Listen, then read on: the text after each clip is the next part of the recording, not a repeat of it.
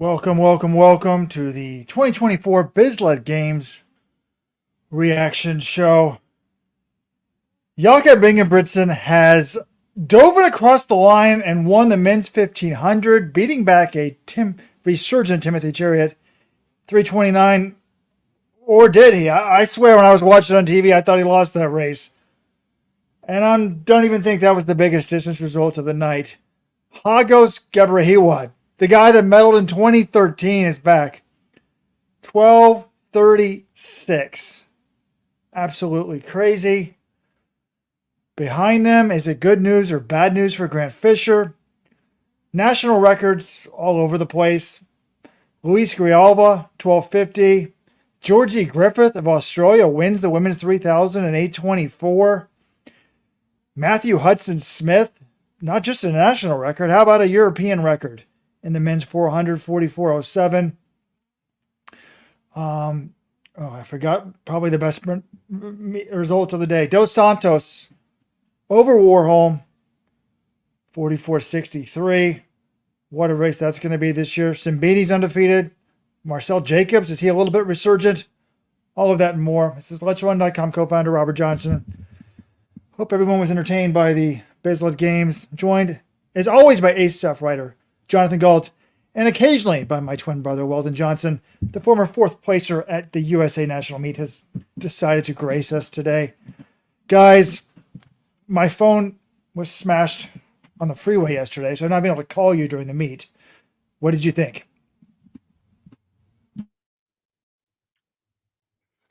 John's muted, so I'll lead off here. What a finish, man. First of all, Gebrhiwet just drops to 12:36, and halfway through I thought this was somewhat of a tactical race. He runs the number 2 time ever. So fireworks there. Great 400-meter hurdles. And when I thought the 1,500 meter couldn't get any better, it just did. Timothy Gebrhiwet almost beat Jakob Ingebrigtsen. Ingebrigtsen, after Prio, was like, oh, wow, he may be the favorite for the Olympics. Now I'm wondering, man. I mean, there's just lots of doubts. I talked to head coach Danny Mackey of Josh Kerr today. He said he'd be watching this one. I would love to know what he's thinking right now. Just so much to talk about. Yeah, my reaction, Robert, was this meet better than the Prefontaine Classic? I know it sounds blasphemous. Pre's so good every year, and the Bowerman Mile certainly lived up to the hype, but I think top to bottom, this meet may have had even more storylines after we're done. The 400 hurdles was exceptional. Shericka Jackson got her ass kicked in the 200 meters. What the hell is going on there? An all-time 5,000. Kenny Sibekele, no longer the Ethiopian record holder. World record almost goes down too. And then Jakob versus Gebrhiwet. This was reminiscent of what we would see on the circuit in 2021. And Robert, when the finish happened, I had the same thought I had last year after the 5,000 in Oslo, where Kejelcha beat Kiplimo, and I was saying, no, they got the results wrong. Gebrhiwet, I didn't think that Kejelcha won that race. I didn't think Jakob won the race, but then they did show the photo finish on the screen, and they had the line drawn very nicely, and diving in track and field, they always say it's not faster, that you actually should just run through the line and dive. I don't know whether it is or not, but Jakob did win the race. That's what the photo finish showed, and it looked way cooler, the fact that he dove for it, than if he had just run through the line. So that was epic. Then he got up. He was doing some shadow boxing on the track, did a little race with the strawberry. I mean, I just love it. I thought this was an awesome race, awesome way to end the meet. And okay, he did almost get beat, so you might say, yeah, Jakob, he's a little vulnerable. But you would also say the guy raced a 3:45 mile in Eugene, like almost 5,000 miles away 5 days ago.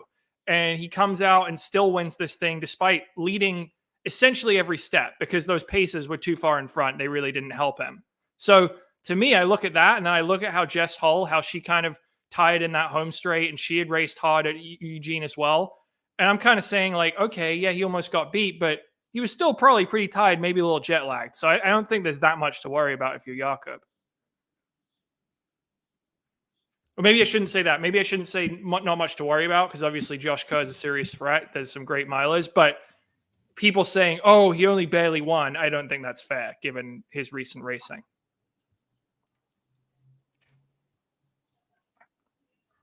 I do. I think it's fair to be worried about Jakob. I mean, I'm seeing in the comments people, "Oh, this is going to give him a lot of confidence." What was the time? 3:29. I think it was 3:29.74. That's not going to give him a lot of confidence. What was the race last week equivalent to? I mean, it was certainly faster than this. I'm not saying it's going to give him confidence. I'm saying the guy didn't race at all for 9 months, and now he's done 2 races in 6 days, 5,000 miles apart, and he won the second one and only lost to the world champion in the other. So I don't think it's reason to say, oh my God, there's no way he can win the Olympics after winning today.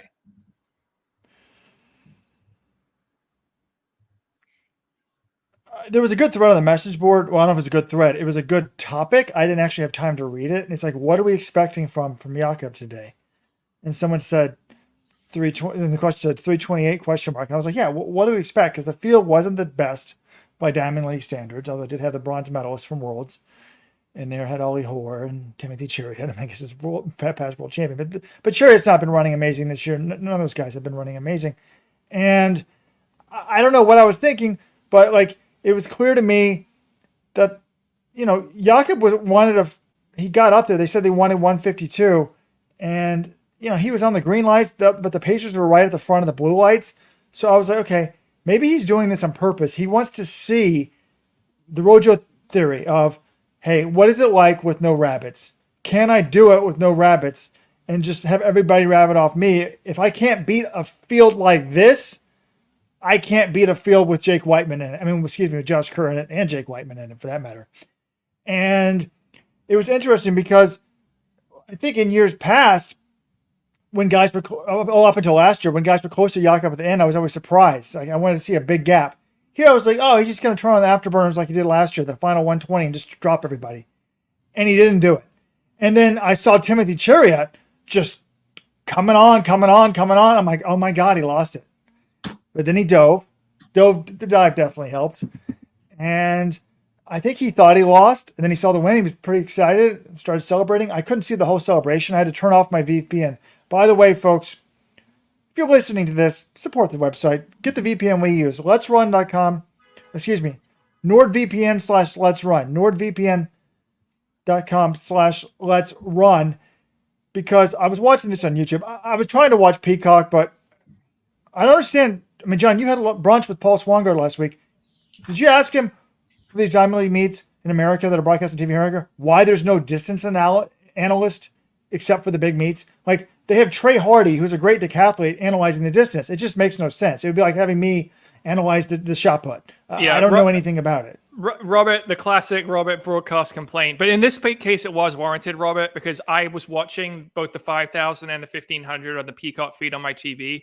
And within a lap of the 1,500, I had to switch midway through to the international feed using my VPN because Trey Hardy, he's not a distance analyst. He's giving the most basic things, saying, oh, these guys all want to run well at the Olympics. They're staring at the shoulder blades of the man behind him. Whereas then you've got Tim Hutchings and Chris Dennis who actually do their research and know how these things stack up and are giving us information on the pace and everything. It's just, if we had Kara Goucher in there, I think we'd be in good hands because she knows her stuff. But they're asking, or Robert Johnson, sure, just a qualified distance analyst, which Trey Hardy isn't. So anyway, they were 2 epic races, though. And the other thing about this Jakob race with Ingebrigtsen, Jakob race with Chariot, he wins it, and you might be saying, wait a minute, Chariot, that dude's washed. Like, if he's barely beating him, isn't this a problem? I have news for you. Timothy Chariot may actually not be washed because the last couple of years, he's been dealing with injuries. He hasn't been 100%. And, part of that just comes with age. He has been on the circuit for a while. But I think this is the best Chariot has been since maybe end of 2021, early 2022. I guess he was second in the Diamond League final in 2022. Is that right? Okay, then maybe it's the best he's been since the end of 2022. But he has run 145 for 800 this year. He was second in Doha behind Brian Coleman, who is the up-and-coming Kenyan star right now, alongside Randall Chariot. But I do think that Chariot is better than he was last year. So the fact that Jakob's barely beating him, again, maybe it's not quite as bad as it seems on paper if you're worried about Jakob's Olympic hopes. Remember Timothy Chariot, the man that after Jakob beat him in the 2021 Olympics, his father told us Jakob will never lose to him again, and then he lost to him in the very next race. But John was complaining that Timothy Chariot's been on the circuit for a long time. We'll tell that to Haggis Gebrhiwet. I got to actually complain. I'm not just going to let them U.S. announcers go. I am going to get Chris Dennis a ding here. During the 5,000 broadcast, he's like, is it going to be a meet record? I was like, have you been paying attention? They said that the green light was the meet record, which is 12:41. This guy was way ahead of the green light. So I was like, he's going to be close to the world record, and it was the second fastest time. This stuff would never get by yours truly.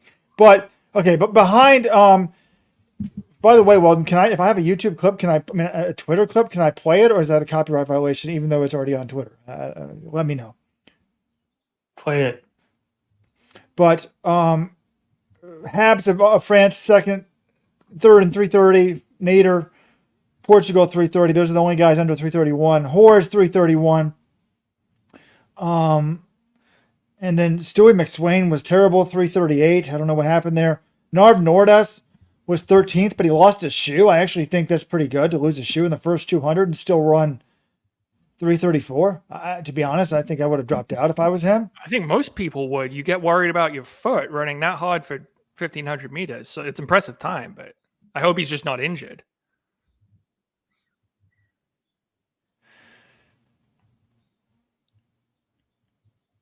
I mean, Chariot, John, I think I said he was washed at one point. You guys used to mock me. But it's interesting to see here what he did. May 10th, 3:32, as you said, at Doha. In the last week of the Kenyan Championships, that's not the Kenyan Trials, he ran the 8 and the 15 back-to-back days.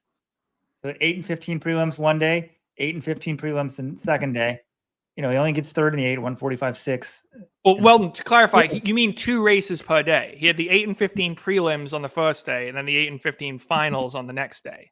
That's what I'm saying. I mean, clearly he went in this like, I'm doing full-fledged training. If you just look at the end result, 4th place at the Kenyan Champs, you're like, oh my God, he's not doing well. But clearly he's thinking bigger things down the road, because in the past, that is not something he's been doing recently. So props to him. Props to Jakob. It's going to be great. You need to join the Supporters Club. If you want this as a podcast, there's one way to get it as a podcast. You got to be a Supporters Club member. And if you get that, we're probably going to release, we talked to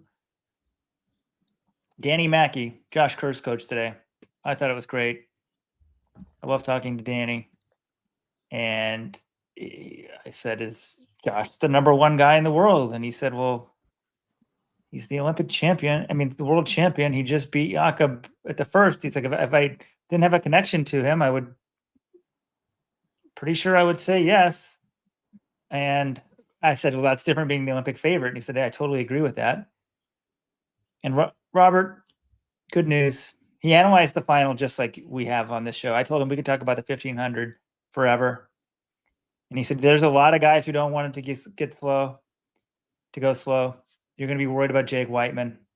And I said, yeah, if it's even slower, you might be worried about Beamish, if he's even in there. So, and he also said, being at the front isn't a thing. He mentioned the possibility of the world record going down at the Olympics.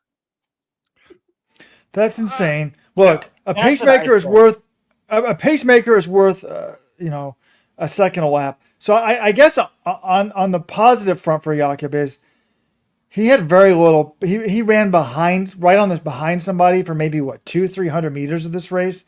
So this is basically an unrabbited race, and he runs 3:29.7.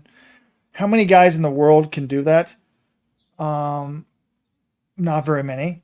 So I think a race like this, you'd probably have the big 4 and then Chariot. I mean, there's really a big 5 now if Chariot gets back to form, which is going to be fascinating. I'm wondering if having Chariot in form could actually help Jakob.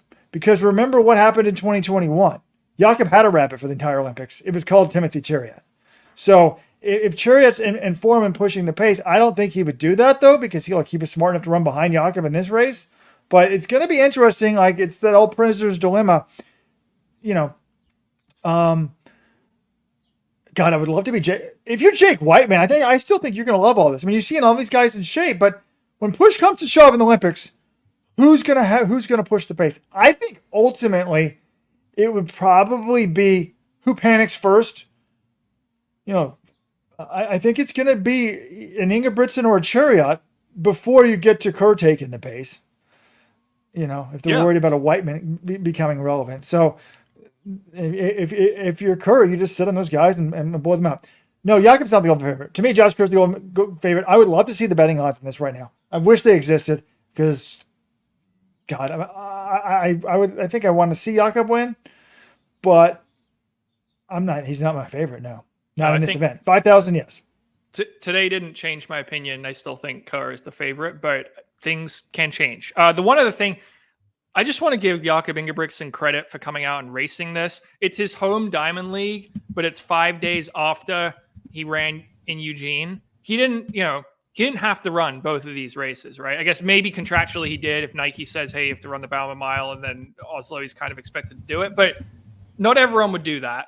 And he showed up. He did both. Clearly, he really enjoyed winning in front of the home crowd. He was so pumped up. You could see his brother, his pregnant wife are standing by the finish line. That was fun. And I bring this up because I saw a quote today from an interview Sydney McLaughlin-Lavroni had done, and with a podcast, I think, with USATF, and Anderson Emerald put it on Twitter. And the quote was from Sydney, "I feel like we don't do a good job marketing ourselves." And I just felt like the hot dog man from I Think You Should Leave. It's like, you don't do a good job marketing ourselves. This is coming from the woman who never competes, who often will just withdraw at the 11th hour because her coach sees something in the warm-up. Like, Jakob is a guy who does compete. He goes out there. He'll run 5 days apart on 2 different continents. He'll go in. He'll say he's not 100%, but he shows up. That's what gets people excited. And okay, yeah, the Diamond League's behind a paywall, but it'd be great to see the big stars racing. He's a big star. He races when he can. That's what people appreciate about him. And he's running the Euros next week as well, by the way. Well, that was another. I didn't ask Danny about Josh why he's not running Euros, but come on, guys. The guy peaks for the big races, and Euros isn't one of them. The year of the Olympics. I give people a pass for skipping Euro. They're having Euros in June of an Olympic year. I'm sorry. I'm not going to criticize anyone who skips that. It's just silly timing. And if you guys also seen, Josh is entered in the 800 at the British Champs. That means he's got the bye for the Olympics. So that's a huge relief for him, right? Of course. Yeah, it's well established. They will pick him essentially as long as he's in shape, and he doesn't have to run the 1500, so why would he? Because it's going to be a war to make that team with how many good British milers there are right now. We're talking about Whiteman. There's not a crazy chance he doesn't make the team. Whiteman was the third Brit at Prefontaine, and then you've got Elliot Giles and George Mills both running 3:31 today. So I think Whiteman will make the team, but not a lock. What happens behind? Did you guys ask Danny what happens? Because normally it's the top 2, right? And discretionary pick. We've already got the discretionary pick. So is it only going to be the top 1 and the final spot's discretionary? No. I've been talking to some of the Brits here. It's basically just going to be top 2 with the standard is the expectation. That's what Jeff Whiteman thinks it will be. And then the discretionary pick will go to Kerr. Remember, Brits, if there is a fall, it's in the rule book. You can rerun the race. Please do it to make my life happy. I've always wanted to see that. I've never seen it. Thank God they're not going to do a committee. In case you haven't seen it, go to the front page. Huge fiasco in Australia. They had 6 or 7 women hit the women's marathon standard. First 2 picks weren't that controversial. Oh, by the way, though, they do have a 47-year-old woman going to the Olympics, which is crazy. But not undeserved. It's not like she didn't earn a spot. Like, that's Sinead Diver, and she should be there. But it is wild that she's 47 and running the Olympics. But in the end, the third fastest qualifier, Lisa Whiteman, was left off the team for the 5th fastest qualifier. And the more I thought about it, it wasn't that crazy. Like when I first saw that, I said, this is ridiculous. Whiteman, also has a 7-1 record against the woman that ended up on the team, but the 7-1 record's from a long time ago. The other one gave birth. But it's like, what do you value? Do you value who deserves to go, who's had the best, last couple of years, or who do you think has more potential? This is why I never want committees. The Australians are like, there's not a simple solution to this. Yes, there is.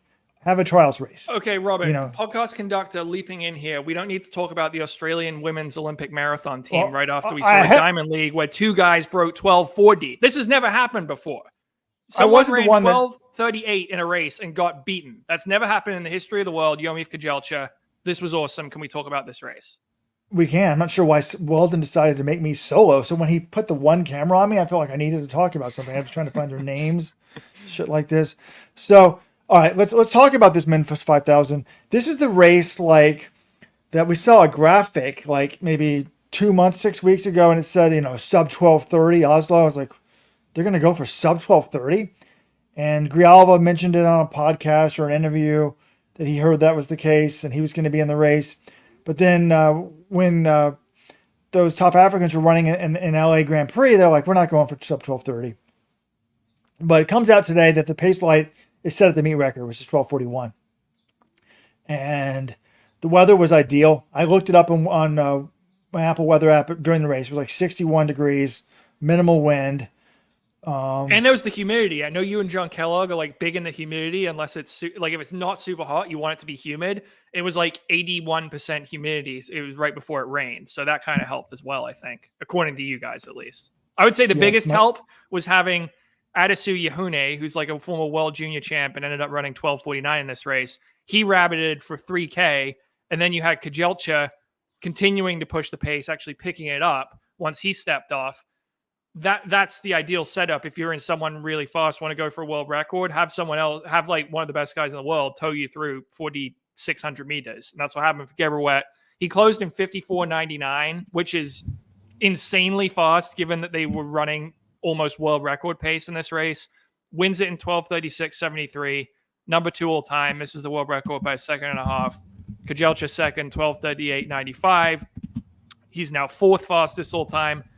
Gebrhiwet third, 12:40. You had 13 guys under 13 minutes overall, including national records for Ethiopia, Guatemala, Switzerland, Sweden, France, and South Africa. So just crazy, crazy race. I mean, remember how good this was last year? Kejelcha and Gebrhiwet, both of them ran 12:41. Both of those guys PR'd in this race today, and neither of them won. That's how good it was. And the other crazy thing is, Salomon Barega wasn't in this race, who won in LA 2 weeks ago. Gebrhiwet Aragawi, who was second in LA, who beat Gebrhiwet, was not in this race. Jakob Ingebrigtsen, the Olympic favorite, was not in this race. So, all these guys running super fast in the 5K, you could also say it's possible, maybe, the favorite for the Olympic gold wasn't here or was in the 1500. I mean, this race was crazy.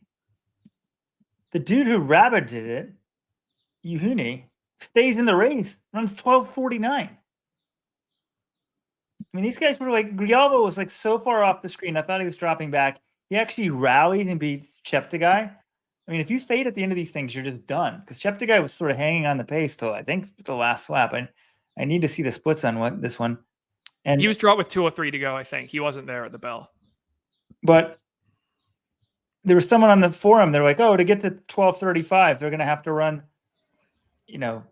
forgot what they said, the final, 2K, 4:55. That's what they ran. 4:55 was the final 2K. It's crazy. It was a 3:55 final 1600. And the interesting thing, Weldon, with the pacing lights, I saw them. I was like, these were set for 12:41, right? And that's what the website said.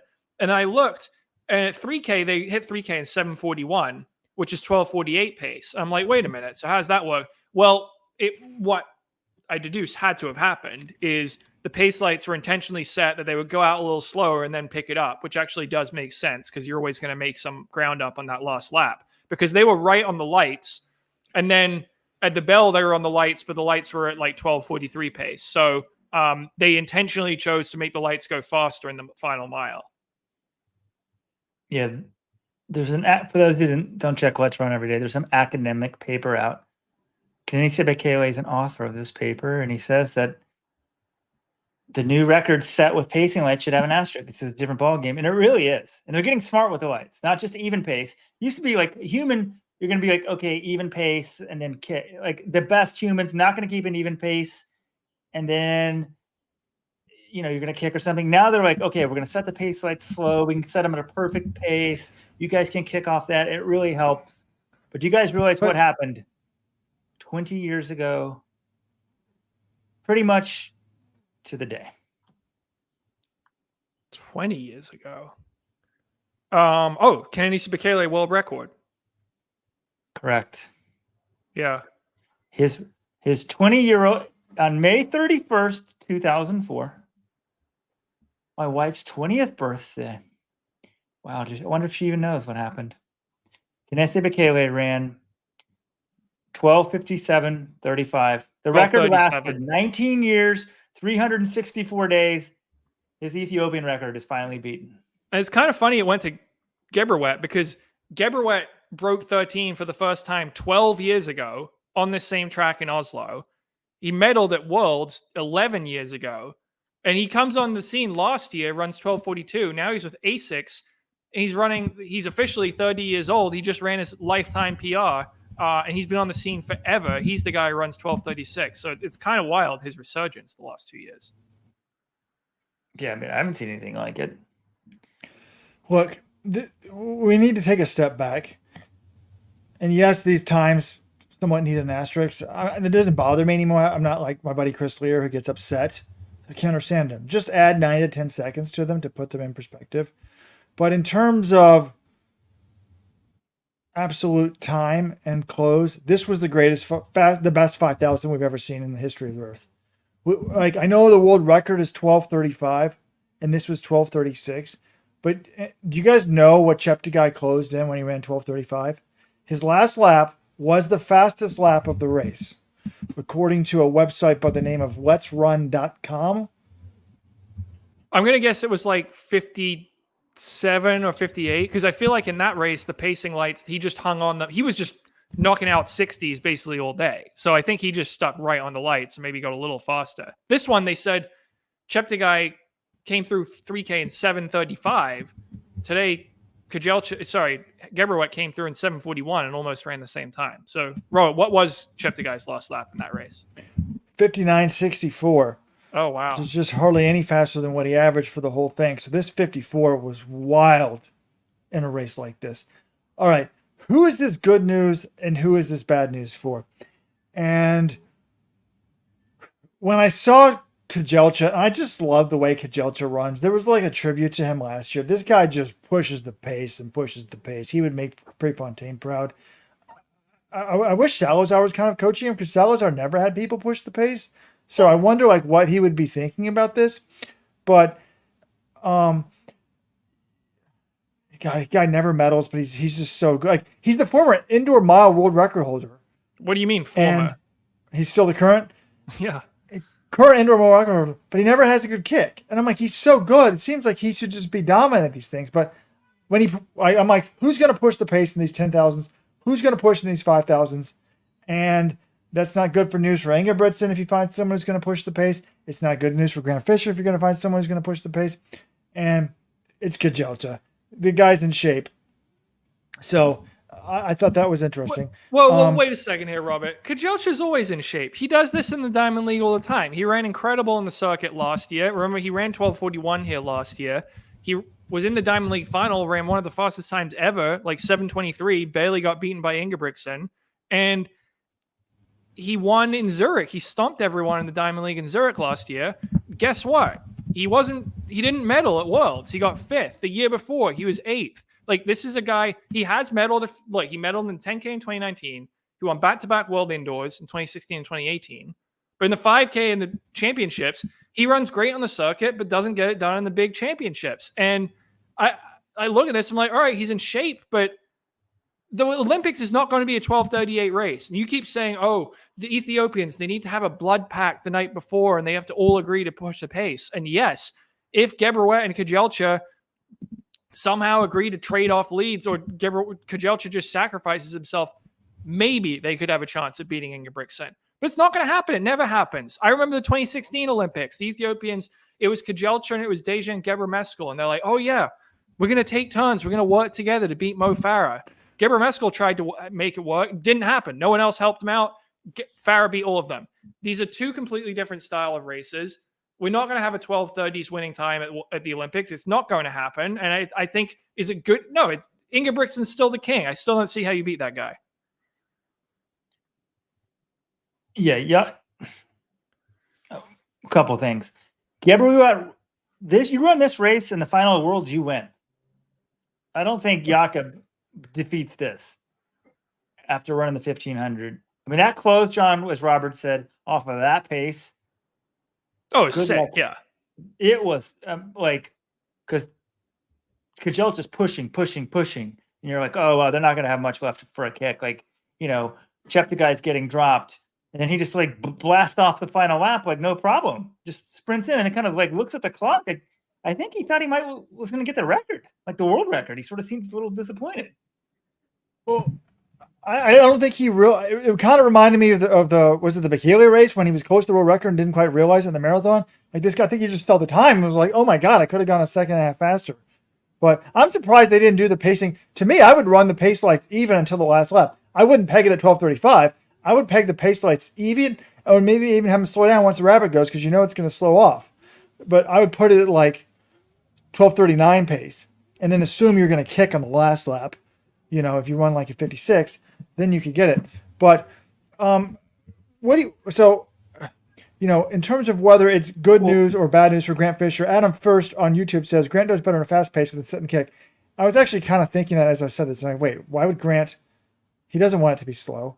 I think is Grant Fisher kind of in the same position as Josh Kerr in the 1500 in the sense of he doesn't want a really slow race. But he, doesn't want to do all the leading, but he wants it pretty honest. A little bit, except if Josh Kerr gets in that situation, he can win. And Grant Fisher's been in that situation and hasn't medaled yet. We're not talking about winning. We're talking about just getting a medal. But anyways, so look, you've got just for everybody considering a medal, because you're going to have one medal going to Jakob. Although maybe he doesn't get back to the same form he was last year. Hagos and Kajelcha are in 6-6 shape right now from Ethiopia. This was a huge step up for Gebrhiwet. To me, he might have been the biggest winner here. After those World Cross Country titles, I was like, is he finally going to be the guy that starts dominating on the track? And he only ran 12:52.9, got smoked in LA. Today, he's running 12:40. In 2 weeks, he's improved 12 seconds.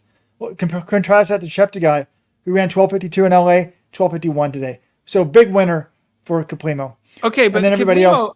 I'm not certain you think he's in markedly better shape or that LA was just a bad thing. I think if you put Barega and Aragawi in this race and they've got Kajelcha towing them along, they run 12:40 low as well. I think maybe he's marginally fitter, but I think it's just the race was set up a little bit for him to run faster. You know who it's bad news for? Solomon Barega's Olympic double chances, because he's got two Ethiopians who've now run 12:36 and 12:38.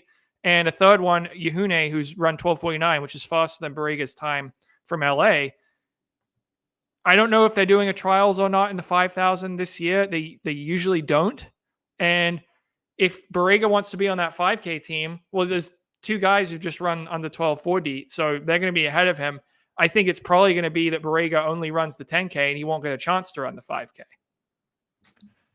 This guy, Thomas Shorman, in the comments says, I love every time someone outside the U.S. runs fast, y'all immediately say Grant Fisher is apt. I agree. Does Robert ever say it's good news for Grant Fisher? I think it's always bad news for Grant Fisher. We need the interns. They're very good at this shit. Well, no. Well, one time you maybe said it was good news. I feel like it's just, or maybe everything of late's just been bad news. No, I think that the good news here for Grant Fisher is Cheptegei. This was not impressive for him. 9th place. He didn't improve a lot in 2 weeks.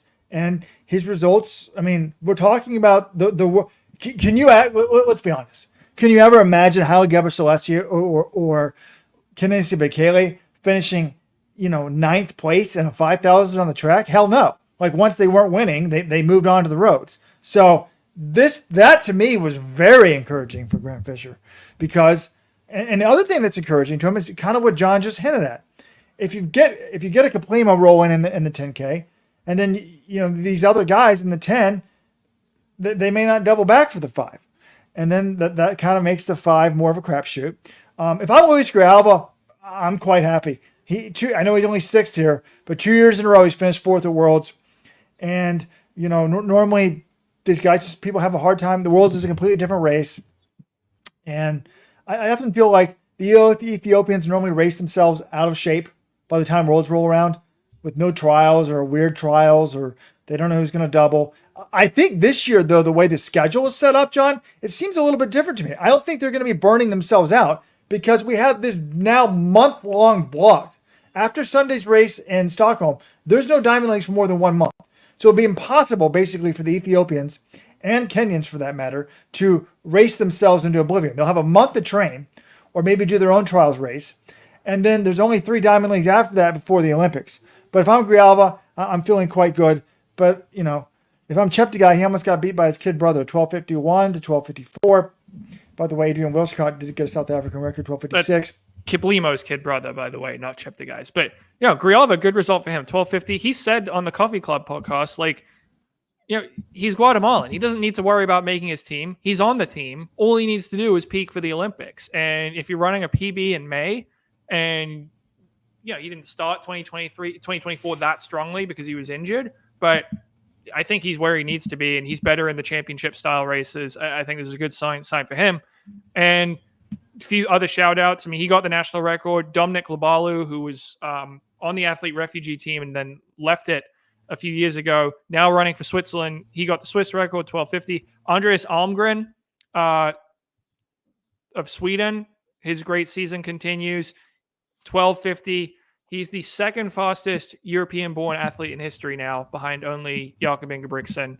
And then going further down the list, Jimmy Gressier, 12:54, national record for France. Samuel Tefera, the 2-time world indoor 5K 1500 champ, PB for him, though 12:55.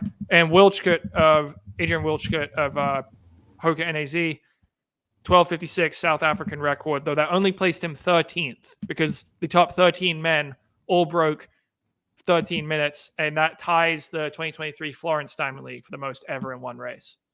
For those of you not watching at home, we did these results on the screen, and 13th place national record didn't even make the screen here because of some of the comments. I mean, I was about to cut you off, John. Then I'm like, wait, I think it's a national record. I have to let him keep going here. And okay, a couple of things. Remember when you guys are the always ones writing people off, I feel like. You guys are just worried about Luis Grijalva. I swear it was less than a month ago. You're like, he needs to show something. I swear we said this on this very podcast. Now he's dropped to 12:50, 2 months out of before the Olympics. He's looking really good. We said he needs to show something, and he showed something. I don't see why that's out of line. He wasn't. Okay, I was worried. I didn't know that he was hurt, and that he had a plan to be doing these double races. So I was seeing these subpar times. I hadn't talked to him once he said that interview. I was okay. This makes a lot of sense. Okay, everybody hit like and subscribe on the YouTube channel. Hit that. Got a lot of people watching today. Tell your friends. Let's get 1,000 live viewers. We have different platforms, so it doesn't count some of the platforms. Anyway. And subscribe to all of our platforms. Spotify, our podcast, go on there. Get subscribed to our newsletter, all of that. All right, should we talk about this hurdles race? This hurdles race rocked. I had one more thought on this. Okay. Do we know who coaches Kejelcha? I was actually thinking this. I don't remember. I feel like I don't think it's Tim Robury anymore, but off the top of my head, I'm not actually sure. First of all, Tim Robury is the assistant guy for Salazar, and he's coaching him. As Danny Mackey said today, the athlete makes the coach. Tim Robury should have done everything possible to stay with this, but I had the same thought Robert did at some point during the race. I just thought, I said it. I thought it to myself. Alberto Salazar should be coaching Yomif Kejelcha. Nothing would stop him. Nothing could stop him from coaching Kejelcha, right? He's free to coach. He's free to coach anyone. He just can't be the official coach at the U.S. trials or something. Yeah, I was going to say, I don't think, can he go to the Olympics? Would he be banned like Gert is? But I don't think, Gert's not banned. He's not accredited by the Federation. I don't think the safe sport jurisdiction applies to the Olympic Games, though, right? So he could probably show up. Yeah. So, I memean, he can coach anyone. He just can't show up at certain events, which I think are only USOPC events. And he served his ban. Well, I guess safe sport. Was that a lifetime ban? Yes. I mean, I'm not saying that. Have you read Cara Gouch's book? The stuff the stuff he was banned for from Safe Sport? It's disgusting. I don't think we should be lobbying for him to be coaching anyone, honestly, in this sport. I'm not condoning what he's accused of doing at all, John, but like as a coach, he was clearly a very gifted coach. He used to coach this guy. I just thought, I don't know. I don't know. Generally, I don't think you should be deprived of the ability to do what you want without something happening in the court of law. I think there is a definite reason for safe sport. I think generally it should be designed to protect minors, but there's other ways that adults can be protected. So anyway, it's just it's sort of more of a technical thing. Obviously the allegations against them and what safe sport, I guess, ruled by preponderance of guilt, it's pretty disgusting stuff. So these are separate issues. I don't know. If he started coaching again, man, it was coaching Kajelcha, people in the message boards would go nuts. Okay. Oh, wow. I figured it out, guys. We got most of our viewers. Hello to everyone in X. Elon Musk, we love you. We're close to 1,000 viewers. I went on YouTube and it only had a couple hundred. It's like, where are they all coming from? X, baby. X has been reinvigorated. People say it's down after Musk take over. Not on my feed, man. My feed, I'm getting some real journalism on there finally. Anyways, all right. Enough talk of this Alberto crap and Elon Musk crap. Let's talk about the women's distance races. Wait, we're not going to talk about the 400 hurdles? I mean, I guess we're going to do distance, and then we're going to go to sprints. All right. Women's 3,000 was up first. I mean, this was an absolute trash field in terms of African talent, but it was kind of fun. Like at the bell, there was 8. I would say 8. The 8th woman was like 1 meter off the top 7. Like it was just right in contention. And what's crazy is they were running pretty fast.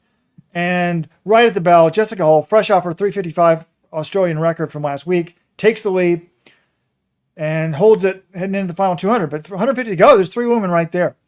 And it's another Australian, Georgia Griffith, who was second to Hull at the Australian 1,500 meter champs. She powers to victory. 8:24.20, Australian record, meet record, PB, 13-second personal best. So congrats to her. Lakina Amenba, everyone's favorite Ethiopian, 26 years of age, totally unheralded. Now, this is how crazy you can be. You can be from Ethiopia and you're totally unheralded. If you've run 14:44 this year on the track, she ran that in Marrakesh.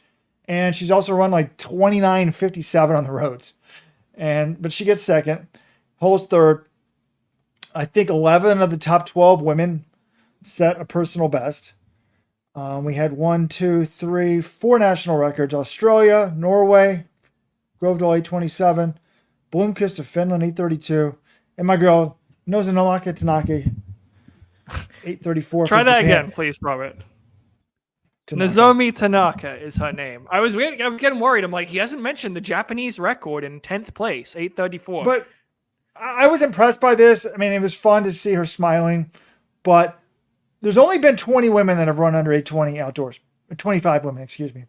So this makes sure that there's been 25 women that have run faster than this 8:24. There's only been like 7 women that have broken 8:20 outdoors, and I think 2 others did indoors.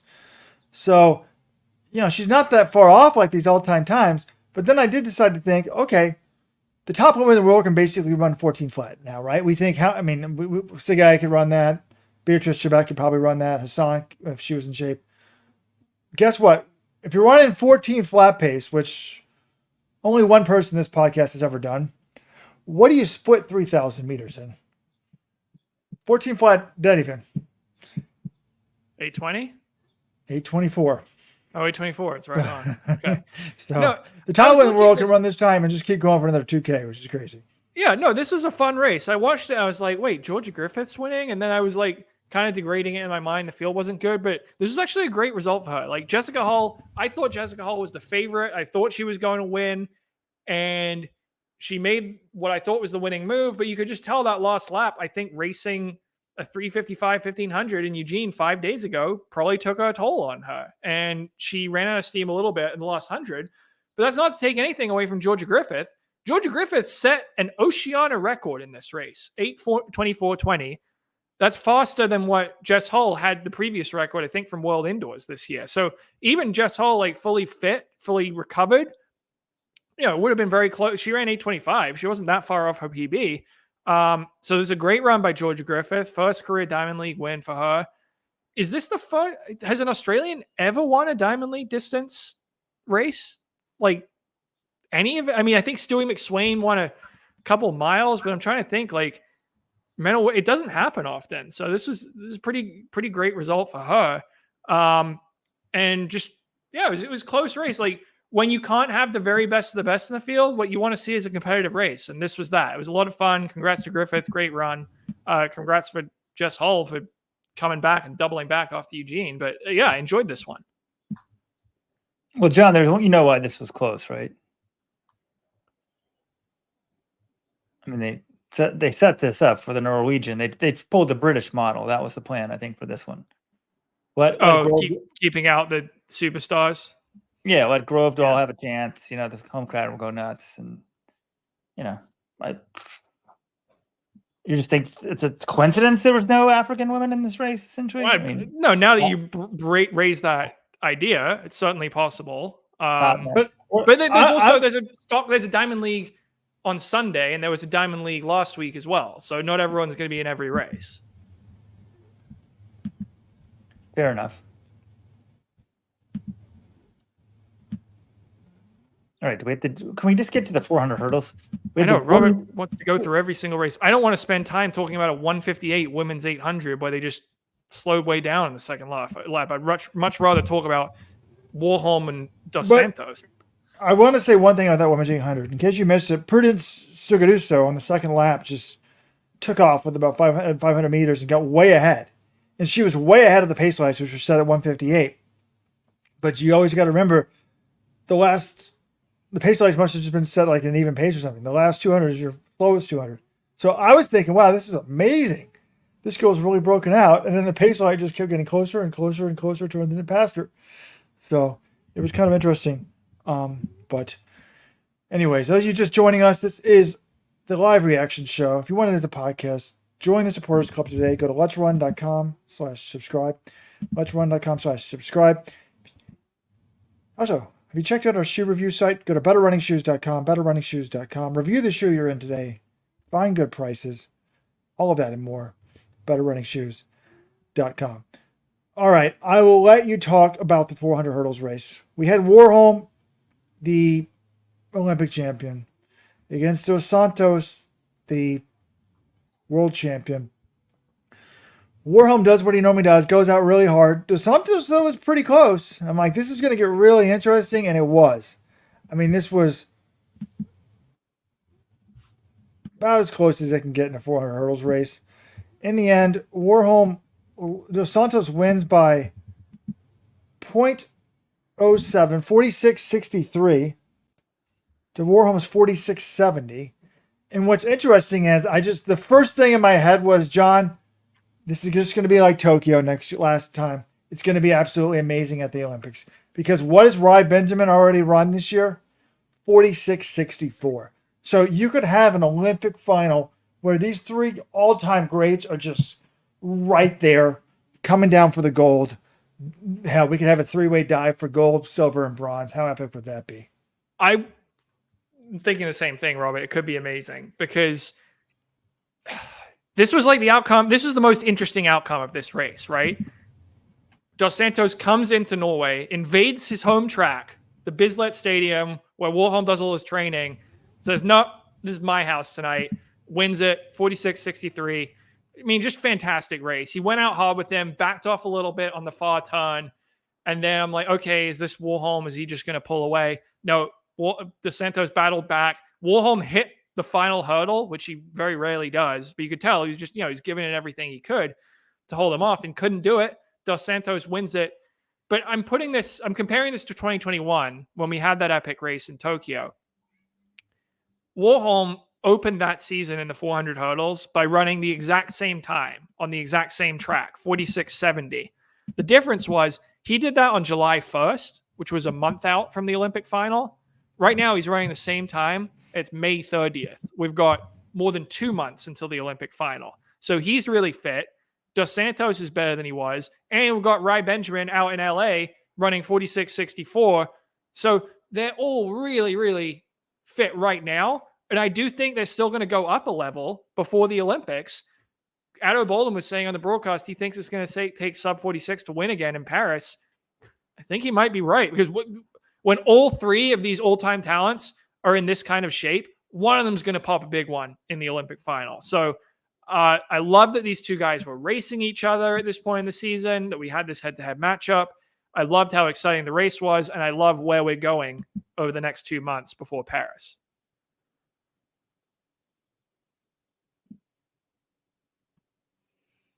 John's got a smirk on his face. John has a fan now. No, I'm reading Lisa's most recent comment, which we can't put on the screen because it's so outlandish. Like, I think Brendan Gomez and Lisa Bode need to get in some sort of knife fight because we've each got our favorites now. Oh, God. And just like that, guys, I've never tried to put this on Instagram. I just did. So if you're just joining us on Instagram and you want to see this as a podcast, join the Supporters Club, letrun.com/. Wait, on Instagram you have to be square though, so we should all scoot over. I just looked. It's putting it in the middle. It's looking fine. So, that's good. Somehow we got. Can you stream live the TikTok? Somebody let me know. We'll do that next. By the Olympics, we're gonna have every platform.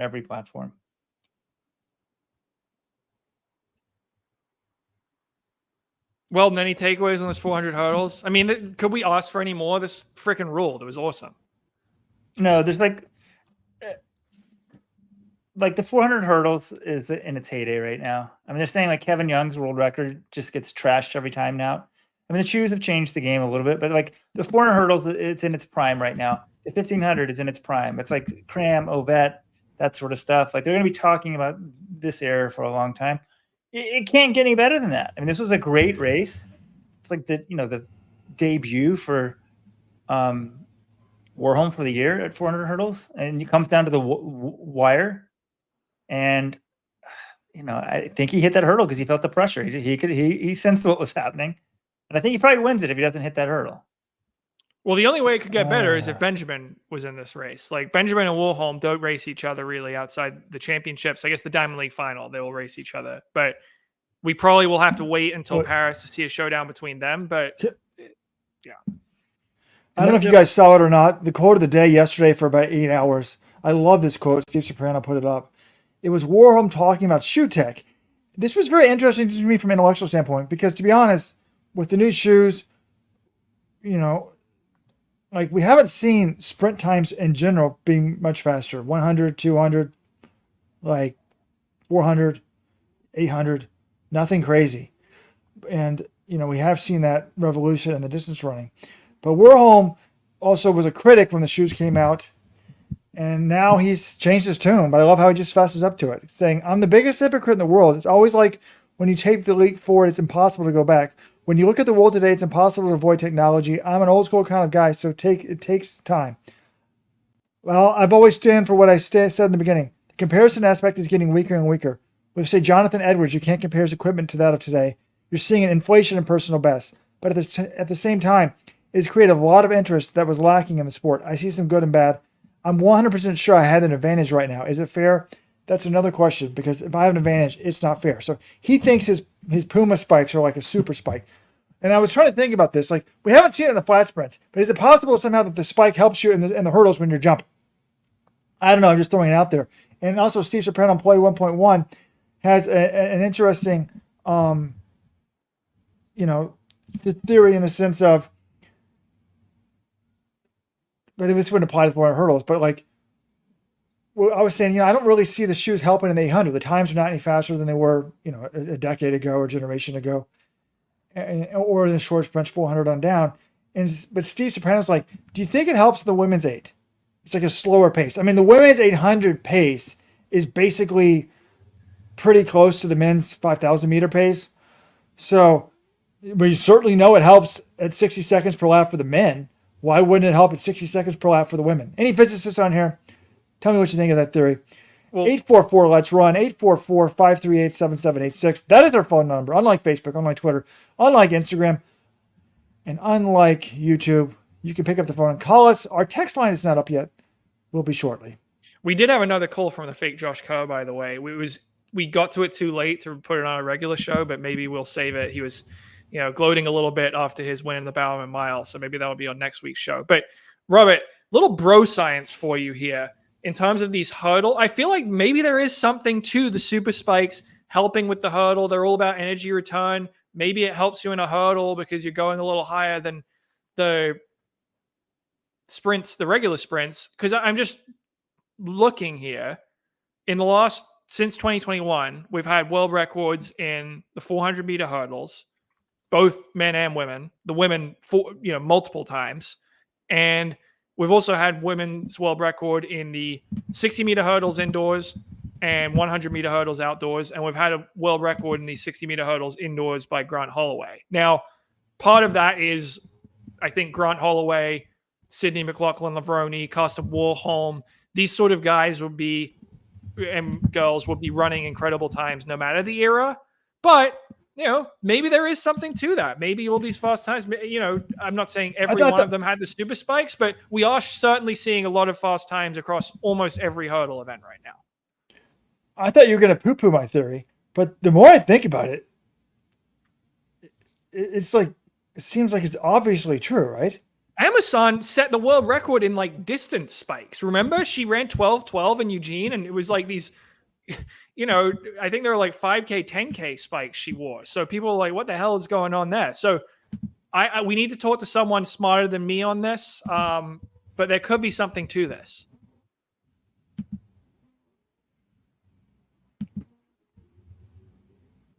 AJT points out men's 400 meter hurdles world record was achieved without super spikes. That's right. Yeah, because Warholm was complaining about it, the 45.94. But other guys have been running, Benjamin has what you would call super spikes, and he's been running consistently in the 46s last year. Again, I think Benjamin's all-time talent, so he'd be running fast in any era. But it's a point worthy of further exploration. Ladies and gentlemen, breaking news. We have a verdict in the Donald Trump trial of Donald J. Trump. Verdict has been reached. Wait, no, we don't. Verdict has been reached. Wait, really? Yes. Look at John salivating. Well, no, I want to know. I didn't think. This is not going to be an okay moment because there's no one in the car. Are you allowed to have a phone in there? Will someone tweet out the verdict? How are we going to find it? Oh, wait. There's a verdict has been reached. Do we know what the verdict is? I don't know what the verdict is. I guess the right. jury, That's what I'm surprised. poor woman knows it. Can we take a side moment here? Because I've not been paying attention to this. I assume the verdict is not guilty. But what happens if he gets convicted? He's not going to go to jail for this, is he? That's usually what happens when you get convicted of a crime, Robert. I mean, have you been here in Baltimore? They caught the kids that knifed my wife. They didn't spend a day in the slammer.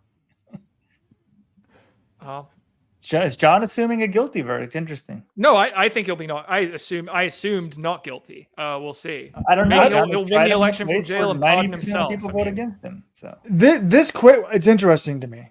I was assuming he was going to be not guilty or a hung jury, but this quick of a verdict in radical liberal New York, I'm not sure you could get all the unless the case was just the case is either the most joke case of all time that was even brought to trial, which a lot of legal scholars have told me is the case.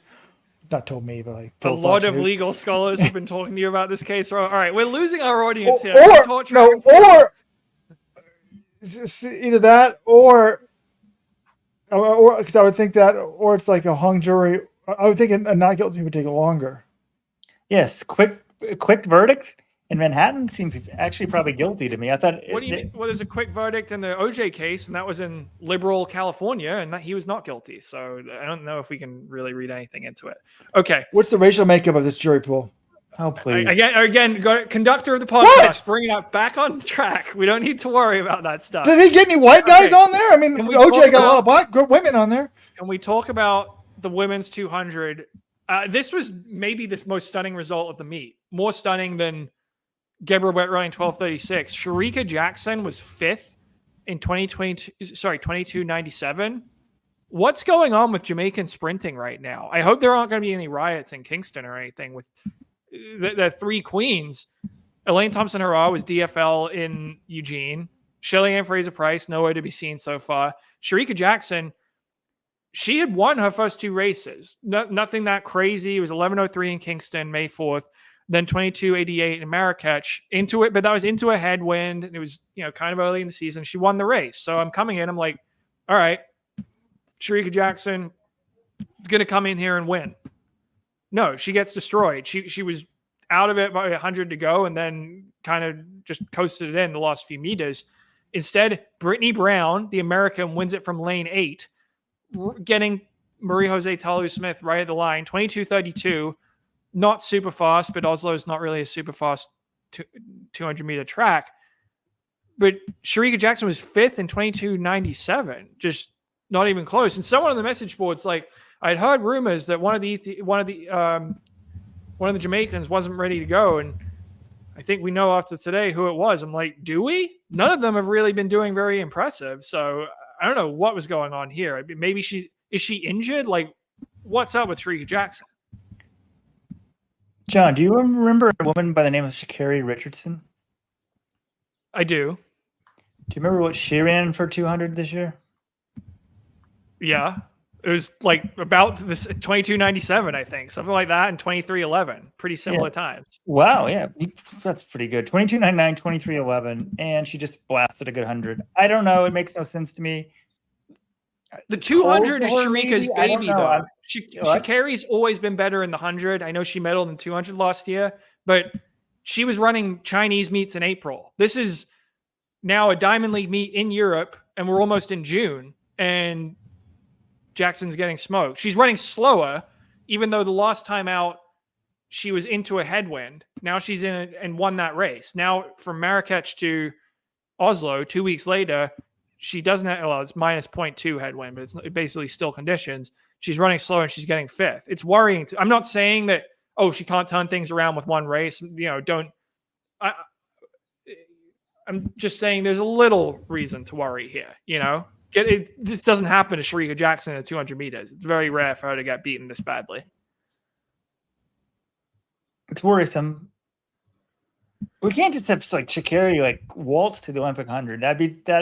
You need a rival to be I guess Bolt was so good it didn't really matter. Like, do we remember who was getting second to Bolt in those races? Most of them you really don't. Johan Blake, 2012. That was a huge deal. Remember he got beaten at the Jamaican trials going into the Olympics that year? That was very exciting. A lot of people thought Bolt might lose that year. Yeah, I remember the Gatlin year at Worlds, but one of my top 10 favorite races I've ever seen in person, 2015 Worlds in Beijing. The time wasn't anything special, but that head-to-head showdown was phenomenal. So yeah, it'd be nice. We're supposed to shout out the Coop Track Club. Everybody become a member of the Coop Track Club. Well, Weldon's bar for giving shout-outs is very low. I need to know more details about something before I shout it out on the podcast. Never mind. There's some way to donate money. You can hit money on the live stream on YouTube. If you do that, I'll shout you out. Otherwise, that was it.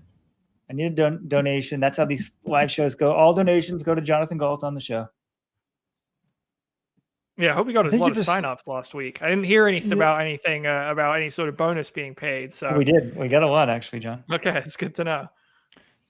That's a lie. I didn't send out that many t-shirts. But no, credit to Brittany Brown for winning this thing. Again, 22.32, it's not that for Oslo, it's not that bad. Lane 8, actually, she was in the outside lane. Usually it's kind of hard to win from the final lane, but in Oslo, those turns are so tight. Being in lane 8, I actually be pretty good. I'm kind of surprised Jackson was in 6. I feel like you'd want to be a little further out in that one. Men's 100, Akani Simbine wins it, 994. He kind of has the world lead if you count that Atlanta track. World Athletics doesn't seem to. He gets the win. Marcel Jacobs, the good news for Marcel Jacobs is he ran a season's best of 10:03. The bad news is he's only in 4th place. But I remember this guy coming into the Olympics in 2021, he was like 3rd in Monaco in his last race before the Olympics, ends up winning it. So the fact that the good news for Marcel Jacobs is he's healthy and competing. We know how talented that guy is. If he can just stay healthy until the Olympics, I do think he'll be improved and could be maybe even on the podium. But good run for Simbine, who's been very consistent this year. I have the verdict in. The verdict is in. Donald J. Trump, guilty on all 34 counts. I'm serious. No way. Yeah. The New York Times, I got a New York Times notification. He said he's been found guilty of at least one felony in a hush money case in New York. I mean, They have a scrolling Wow. ticker here on the top. I don't know how someone just like hitting a button. It says guilty, guilty, guilty, guilty. Okay, John, I would like you to tell me what he's accused of. What crime? well, I believe the crime is that they used political, like campaign money to pay off Stormy Daniels to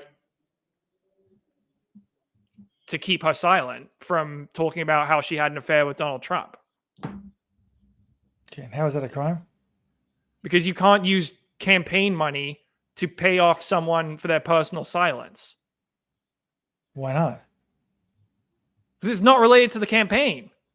It is. If the news gets out, it's bad for the. Let me jump in here. You We're not can't just gonna you, talk about you can't politics. use campaign money to pay bribes. He wasn't charged with federal. He was not charged with federal election laws. He was charged with falsifying his personal business money. So he's charged with paying personal business money. And then they're saying as a legal expense, marking as a legal expense. Hillary Clinton for the Steele dossier actually marked it as a legal expense, saying that's a false business record. And then then that has to be used for a subsequent crime. It was unclear what crime they were saying. Some people are saying then maybe something with election laws. There's other possibilities there too. So it's not accurate, but the jury has found him guilty on all 34 counts. I'm not a big Trump guy, but I'll bet $1,000 anyone wants to take me even money is overturned eventually. Do you want to bet? Okay, I don't really have any interest in discussing this on the Let's Run podcast. It's really I'm taking this out for Supporters Club members. You don't want this on the Supporters Club? I don't think we need it in there. It's just why do people get frustrated? Rojo political podcast. You guys can do that on your own time. I'm not really. Wait, I was listening to somebody the other day, and they said you and your wife should not agree on everything. You and your brother should not agree on everything. You and your best friend should not agree on everything. It's okay for people to have different opinions. So I'm just calling out the insanity of this. Actually, I just saw my mother-in-law. I'm going to produce the podcast quickly. This will be on the Supporters Club feed. What do you mean? Just take it out. It's not hard. Men's 400. Just going to talk about this briefly. Is anyone else kind of surprised that the European record is 44.07? That's what Matthew Hudson Smith ran today to win the race. And I was like, wait, he ran 44.07. It's a big PB by, well, about 0.2 for him. This is a guy who's medaled the last 2 world championships. I was kind of surprised, but I looked, it only took 44.66 to medal in 2022. And I have some stats here. I want to play a little game with you guys. So how many people all time do you think have broken 44 seconds? 12. Well, 18. No, it's 22. Actually, I thought it would be more than 22, but breaking 43 seconds is pretty hard to do. How many of those do you think are American? How many did you say, John? 22 have done it. 21. 20. No, it's not that many. Okay, it's 13. But the key fact, 0 Europeans have done it. It's still 0 Europeans, but this is a great run for Matthew Hudson Smith. 44.07. The 400, no one's really asserted themselves last year. Like, I'll just ask you, please tell me who the reigning world champion is in the 400 meters. Do either of you guys know his name? Christopher Williams. Wait, what is this? The reigning world champion in the 400 meters. That's your Olympic champion for this year. Sorry.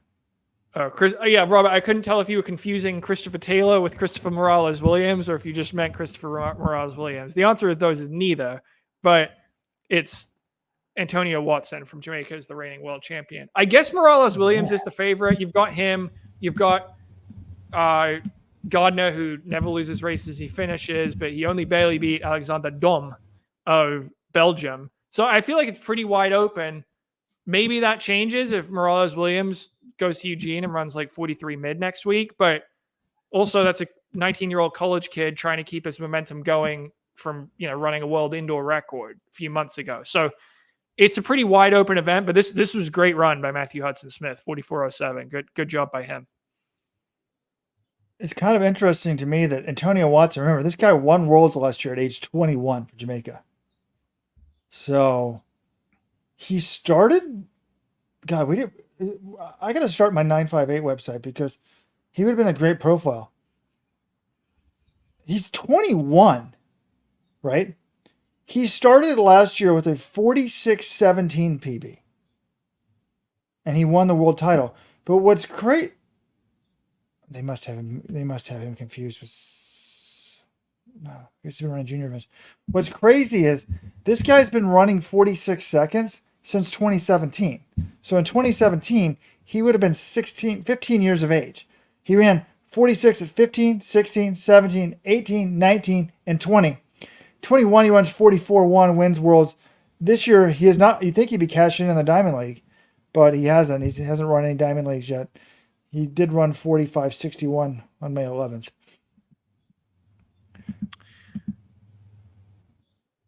All right, we have our John. Someone just gave you $4.99. Thank you, Aaron M. Not Thank related you. to the topic at hand, but go Cougs. Appreciate it. All right, go Cougs. And Nate H has chimed in. He spent money on his campaign and said it was for legal fees instead of for hush money. It's illegal to do that, and he did it in order to influence an election, which upgrades it to a felony.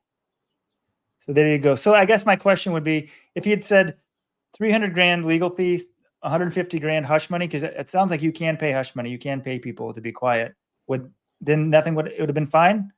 Because you're allowed to pay people off. I'm just curious. Seriously, don't know that issue. But because he probably doesn't want to put hush money on the campaign expense report, because then his wife might not see a it's campaign, hush money. Robert. These were his private business expenses. These were not on campaign funds. I know that much. Oh, okay. I think. Well, Don't hold me to that, actually. Anyway, well, if you're not satisfied with this listen. conviction, maybe you'll be satisfied with one of the other three that could come down the line in the next 12 months, Robert. So, hey, and liberal friends that are upset with me for sort of defending Trump here, don't hate on me. I made one of the most great, and if you're a Supporters Club member, you can follow people so you can see all my posts in the message board. I made an amazing message board post. It was about like running, and then at the end I said none of this is that complicated. I can't remember what the post was about, but I called for the jailing of both Donald Trump and Hillary Clinton for their violation of the espionage acts. So it's clear to me both of them broke those rules, and both of them broke it intentionally. So there you go, folks. If you're going to jail Trump, you got to jail Hillary too. Oh, please. No, you don't. Things are different. You value everyone on the individual circumstances. Wait, this guy's taking me up on the bet. Coy Booker will take you up on the bet. He says if it's a real bet here. Robert's a legitimate bet. I'm in. So $1,000? Figure that out. Let's end the podcast with this. This is going to be an expensive Vegas. We're going to get so many cancellations right now at Supporters Club. Hopefully. I'm fighting for you, supporters. I don't want to talk about this stuff either, Robert, and to a lesser extent, Weldon keep bringing it up. Last guy that bet me, was it 1,000 or was it 800, John? Last guy that bet me when I guaranteed everybody Nico Young would break 27. He lost that quickly. Now what happens? What happens if Biden pardons Trump? Does that mean that's convictions overturned? What do you mean what happened? That's not going to happen. It very well could happen. Oh, just to prevent the Civil War from breaking out? Jesus. If Biden wins the... Well, I'm just saying. I don't think Trump supporters are going to be very happy with this. Anyway, they don't care, dude. This guy, he's not going to jail for this. Okay. John Elixir's a lot of felons go to jail. I'm just saying that. Well, I don't see why. John doesn't like talking politics. I find it interesting. I don't like talking politics on the Let'sRun.com Oslo Diamond League recap. This was the best Diamond League meet of the year. We're spending time talking about some idiot who just got convicted of felonies. So, all right. I think that's going to do it for our wrap up. It's like if the OJ thing broke while we were if the OJ verdict broke during that was in June during the Oslo 19 whatever year that was. OJ verdict was it was in October of 1995, I believe. The car chase was in June. I'm not saying this isn't an important moment in American history. I'm saying it's not really our forte, and I think we're pissing people off. No, the viewership is staying strong. Pissing me off a little bit. This is Robert. This might be how Robert pivots to his political. I should have taken over for Rush Limbaugh. I'm smarter than Clay Travis. We need the guy. Co Booker. I guess we'll make this. Did the other guy pay you up the $800, Robert? Yeah. How much was it, John? You paid me right away. I thought it was only 400, but the person, both Robert and this other person did, put their money in escrow, and I paid Robert as the winner. So, yeah. By the way, if you're the guy that lost hundreds of dollars to me on that Nico Young bet, I would wanted to give you a free Supporters Club membership. So if you're listening live, just email me. All right. Well, rest of the weekend, we have the Email me, Edwin Robert. Moses Legends meet in Atlanta tomorrow night. Sydney McLaughlin-Lavroni is running her first 400 hurdles in 2 years. So we've got that on the docket. Will Sumner is supposed to be making his season debut in the 800 meters. So we'll see how that goes. Stockholm Diamond League is on Sunday. I don't think we're going to be doing any podcast after that one, or at least I'm not planning on it. But then next week is going to be fantastic. Next week's very busy because we've got the Diamond League, the NCAA championships in Eugene. I will be there starting on Tuesday night, boots on the ground reporting, always one of the best meets of the year. So that's going to be a lot of fun. And then the Olympic trials are on the horizon, people. We're getting close. I mean, today's May 30th, June 1st, that's Saturday. And then the Olympic trials start on June 21st. So we're getting very, very close. And I'm very grateful. No track meet that I know of, at least, has tried to go up against the Champions League final on Saturday. I would say that's a good idea. That's like the Super Bowl of soccer. And you just don't want to be holding a track meet anytime near that. So that's sensible, in my opinion. There's no Diamond League going up against the Champions League final. It's on Saturday. Who would watch that? All right, Robert, up next. see, that's the ugly American in you, Robert. Oh, I don't care about this, therefore no one else should either. It's like, yeah, it's only the most important soccer match in the world. So right. No, that's called the World Cup final. But there is Wednesday, and please tell me when the World Cup final is this year, Robert. It's in 2 years. All right, John, we'll see you later. Coming on now is the Robert Johnson Politics Show.